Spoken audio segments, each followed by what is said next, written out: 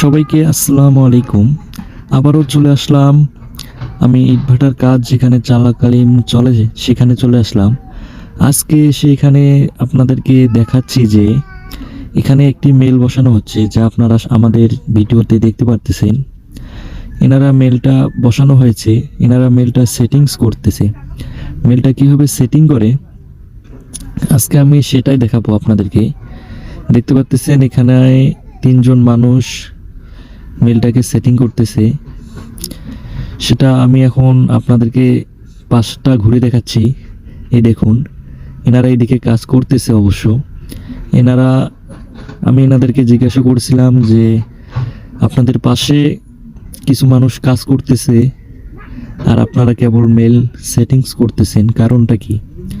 ওনারা বলছে যে ভাই, আমাদের কিছু দিন আগে ওনারা এসেছে, তাই ওনারা কাজ আগে চালাচ্ছে আর কি। এনারা কিছুদিন পরে আসার কারণে এনারা কেবল মেলটাকে সেটিংস করতেছে।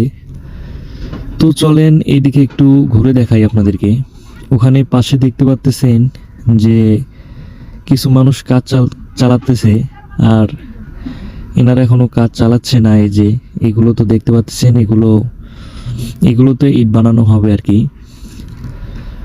তো আমি আজকে আসার উদ্দেশ্য একটাই, যে পাশে কিভাবে কাজ করতেছে সাধারণ মানুষ। কারণ আমরা এত বড় বড় বিল্ডিং দিচ্ছে এখন আমাদের দেশে, কারণ এই সাধারণ শ্রমিক যদি এই কাজগুলো না করতো, তাহলে অবশ্য এই এত বড় বড় বিল্ডিং আমাদের দেশে এত ভালো ভালো কাজ হচ্ছে এখন, সেগুলো হয়তো হতো না। সেই কারণে বিশেষ করে আজকে আসানো।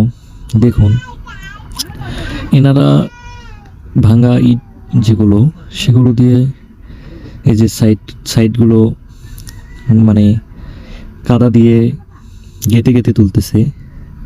যে ইটগুলো গাঁথার পর এনারা হয়তো ওই যে 2-5টা ফাঁস আছে, এই কারণে ইট দিয়ে গেঁথে দিচ্ছে। তো আমি এনাদেরকে জিজ্ঞাসা করছিলাম, ভাই আপনাদের কাজ কতদিন চলবে? তো এনারা বলছিল আমাকে যে ভাই, আমাদের এখানে কাজ আমরা প্রোডাকশন কন্ট্রাক্টে কাজ করি। তো আমরা প্রোডাকশন কন্ট্রাক্টে কাজ করার পরেও কন্ট্রাক্টে কাজ করার পরেও এনারা কাজ করবে 6 মাস।